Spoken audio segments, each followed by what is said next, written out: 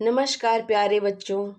अनुपम पाठशाला के खुलने का समय हो गया है। बस इसके किवाड़ खुलने ही जा रहे हैं। बच्चों, एक से बढ़कर एक कहानी पाठशाला के पिटारे में भरा पड़ा है। आपकी मनपसंद कहानियाँ जिसे सुनकर आपको अच्छी अच्छी बातें पता चलती हैं, आपका ज्ञान बढ़ता है। ऐसी कहानी सदैव मैं आपके लिए लेकर तत्पर रहती हूँ। पर हाँ बच्चों, कहानी सुनने से पहले आप मेरे चैनल को सब्सक्राइब, लाइक व शेयर अवश्य करिए एवं बेल आइकन दबाकर मेरी नई नोटिफिकेशन प्राप्त करते रहिए। तो आइए बच्चों, चलते हैं कहानी की ओर। मेरी आज की कहानी का नाम है श्रवण कुमार, जिन्हें अपनी माता पिता की सेवा के लिए आज भी जाना जाता है। श्रवण कुमार का जन्म त्रेता युग में हुआ था। उनके पिता का नाम शांतनु तथा माता का नाम ज्ञानवंती देवी था। इनके पिता तपस्वी एवं माता ज्ञानी महिला थीं। श्रवण कुमार के माता पिता के अंधे होने के अलग अलग कारण बताए गए हैं। एक ग्रंथ में कहा है कि श्रवण कुमार के माता पिता ऋषि के श्राप के कारण अंधे हुए थे। बच्चों, बात उस समय की है जब त्रिजटा ऋषि श्रवण कुमार के घर पहुंचे तो धूल मिट्टी से सने हुए ऋषि के पैर देखकर शांतनु व ज्ञानवंती ने घृणा से इनकी ओर देखा और जब अपने पिता का आदेश पाकर ऋषि का पैर धोने लगे तो अपनी आंखें घृणा से बंद कर लीं। ऋषि ने उन्हें क्रोधित होकर श्राप दे दिया कि तुमने मेरा अपमान कर चरण धोते वक्त जो आंखें बंद की हैं, इसके कारण अगले जन्म में तुम दोनों अंधे हो जाओगे।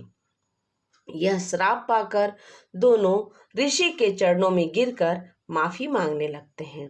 तब ऋषि ने कहा, जाओ, तुम्हारा पुत्र श्रवण कुमार तुम्हारा सहारा बनेगा। अगले जन्म में वैसा ही हुआ। श्रवण कुमार को अंधे माँ बाप मिले। इससे श्रवण कुमार बहुत दुखी रहा करते थे। वह अपने माता पिता की आंखें ठीक होने के लिए हर उपाय करने के लिए तैयार रहते थे तथा इसी चिंता में वह जगह जगह भ्रमण करते हुए एक ऋषि के पास पहुंचे, जिन्होंने बताया कि बिना किसी वाहन का प्रयोग किए 64 तीर्थ यात्राओं का फल प्राप्त कराते हो एवं 64 तीर्थ स्थानों का जल अपने माता पिता के आंखों पर छिड़कते हो तो माता पिता के आंखों की रोशनी वापस आ जाएगी।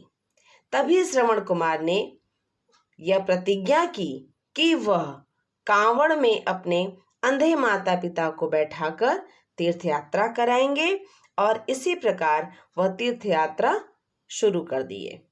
तीर्थ स्थानों का पुण्य प्राप्त करते हुए आगे बढ़ते जाते हैं और आशीर्वाद प्राप्त करते जाते हैं। इसी तीर्थ यात्रा के क्रम में वह काशी दर्शन के लिए जाते हैं तो रास्ते में अयोध्या नगरी पड़ती है, जहां वह विश्राम करने के लिए ठहर जाते हैं। श्रवण कुमार के माता पिता को प्यास लगती है।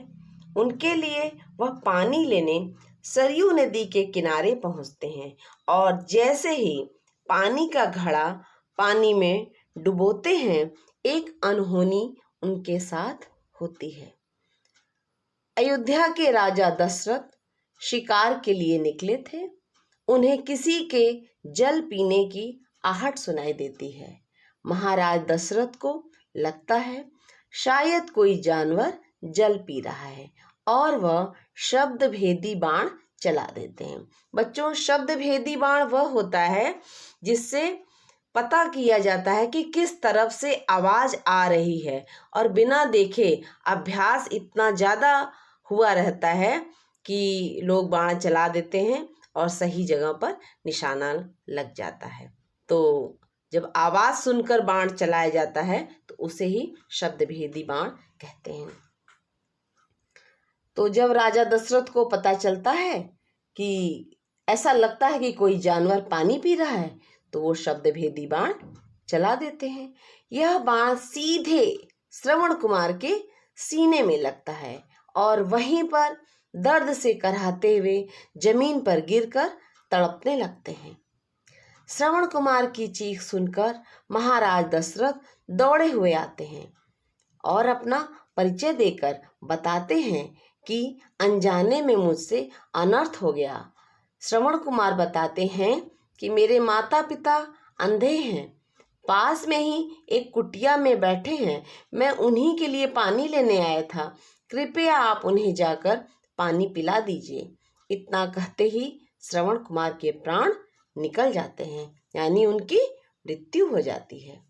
महाराज दशरथ बहुत दुखी मन से श्रवण कुमार के माता पिता के पास पहुंचते हैं और जल पीने के लिए कहते हैं। श्रवण के माता पिता राजा दशरथ की आवाज पहचान लेते हैं और पूछते हैं कि मेरा पुत्र कहाँ है। राजा दशरथ सारी बात उनके माता पिता को सच सच बतलाते हैं। इतना सुनते ही उनके माता पिता रोने लगते हैं और विलाप करने लगते हैं और श्राप देते हैं कि जिस प्रकार हम अपने पुत्र के वियोग में तड़प तड़प कर प्राण दे रहे हैं, वैसे ही तुम भी अपने प्रिय पुत्र के वियोग में प्राण त्यागोगे। इतना कहते ही उनके माता पिता की मृत्यु हो जाती है। तो प्यारे बच्चों, इस कहानी से आपको क्या शिक्षा मिलती है? तो आइए हम बताते हैं। इस कहानी से हमें यह शिक्षा मिलती है कि हमें भी श्रवण कुमार की तरह मातृ पितृ भक्त होना चाहिए। एवं दूसरी शिक्षा यह मिलती है कि हमें किसी का हृदय दुखी नहीं करना चाहिए और ना ही ऐसे काम करना चाहिए जिससे हमें किसी का श्राप भोगना पड़े। तो बच्चों, आपको कहानी कैसी लगी ये आप हमें कमेंट बॉक्स में ज़रूर लिखकर बताइएगा। तो बच्चों, मिलते हैं अगले वीडियो में एक नई जानकारी, एक नई कहानी के साथ। तब तक के लिए धन्यवाद, नमस्कार।